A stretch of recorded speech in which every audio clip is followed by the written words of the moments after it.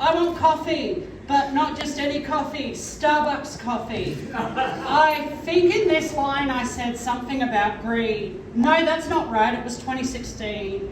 Maybe this line was about to be something I need. Whatever, it doesn't matter. I remember the next line. Coffee greater than mechanic's finest made, but alas, the nearest Starbucks is 2,600 kilometres away, so here's the thing. Once upon a time, the Starbucks poem was my Wonderwall. It was by no means my best, but it was the poem everybody knew me for.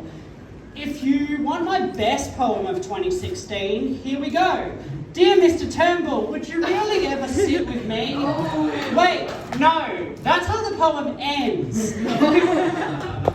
The beginning doesn't matter. The point remains, 10 years is a long-ass time. And then when you approach a decade as a poet, so much has changed, you've moved around, journals have been lost, you've changed phones, maybe you lost access to your old Apple account, I know I did, and lost all your poetry with it. As a poet, it is both heartbreaking and liberating to lose poetry. If you were to actually ask, I could do all of Dear Mr. Turnbull, for that one actually survived. The Starbucks poem, though, truly is really gone. The first stanza is all that remains, not in a journal, nor a notes app on my phone.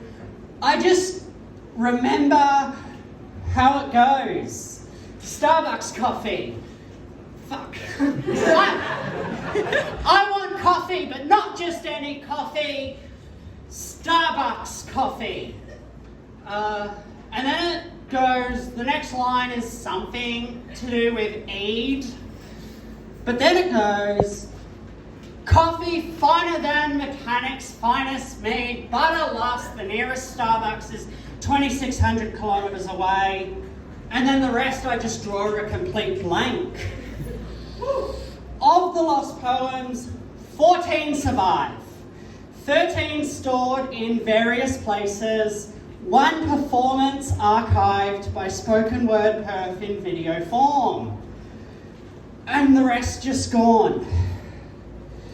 Over 100 poems blinked from existence. Ideas may stand the test of time. Words do not. As I said, this brings both heartbreak and liberation. I can never look back to see how far I've come, but with no reference point, I'm free to evolve.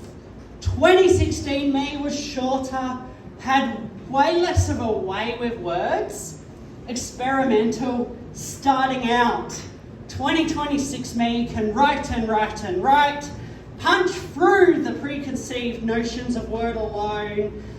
And so I don't know how I feel about the lost works. Some people write about losing their favourite jumper, but when I lost most of my portfolio, I lost my soul.